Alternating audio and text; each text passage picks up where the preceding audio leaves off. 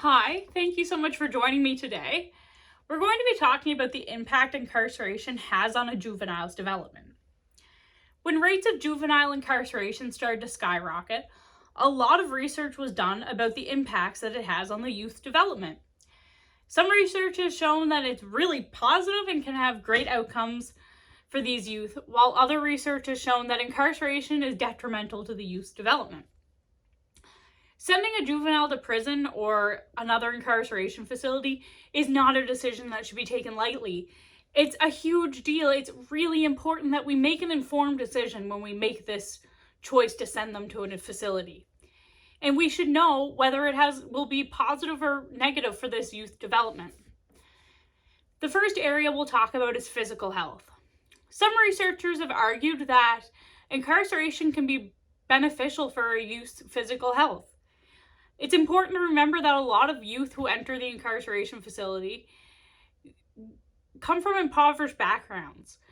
They might not have access to healthcare or be able to afford healthcare. And when they enter into the facility, they're receiving basic healthcare. And it's arguable that the most basic of healthcare is better than no healthcare. And in the short term, incarceration may actually be beneficial for these youth's physical development. Now, other researchers have argued that incarceration is terrible for physical health development. Some research has shown that youth who are incarcerated have increased mortality rates and poor health outcomes in nearly every domain. Now, another important area to talk about is mental health and whether incarceration positively or negatively impacts mental health development.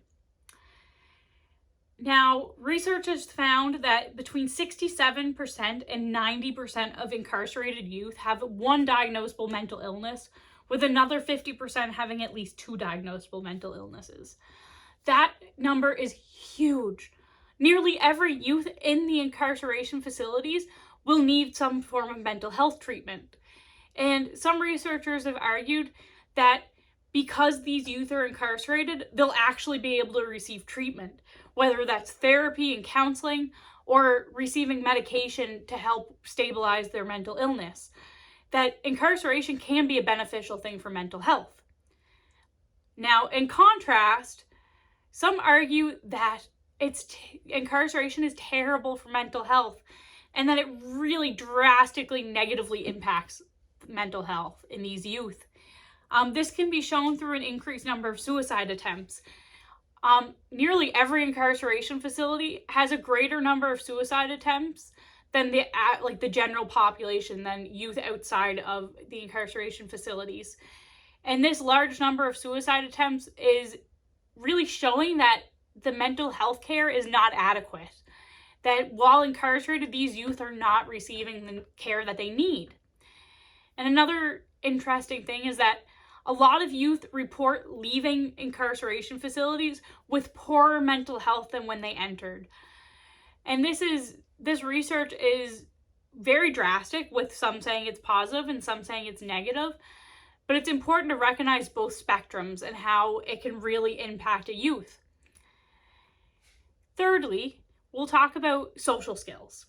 Now, not a lot of research has been done directly on social skills in youth who are incarcerated, but a good way to look at the social skill development is through recidivism. Now, in order to not reoffend, youth will have needed to develop social skills while incarcerated. So, reduced recidivism rates will demonstrate that youth have developed some improved social skills while they've been incarcerated. Now, some research has shown that programs within the facilities that focus on risk, need, and responsivity drastically improve outcomes and reduce recidivism greatly.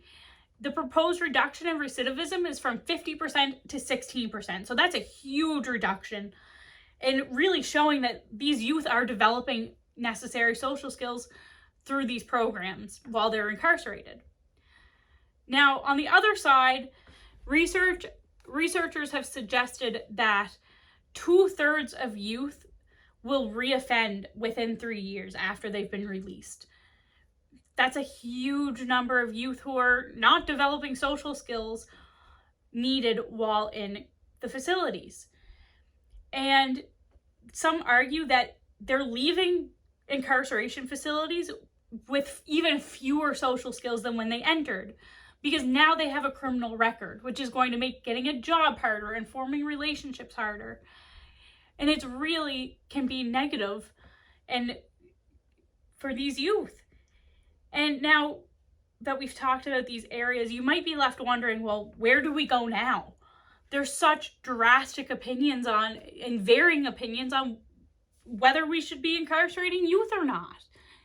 And it's important to remember that sometimes incarcerating a youth is necessary. We need to protect them or the community, and they need to be punished if they've committed a crime. But going forward, we can work towards making sure incarceration facilities are consistent and that we're implementing scientific-based treatments in these facilities. There have been treatments and programs that have been shown to improve outcomes. So let's implement those in all the incarceration facilities. So when we do need to send a youth to prison or another facility, we'll know that it's going to positively impact them.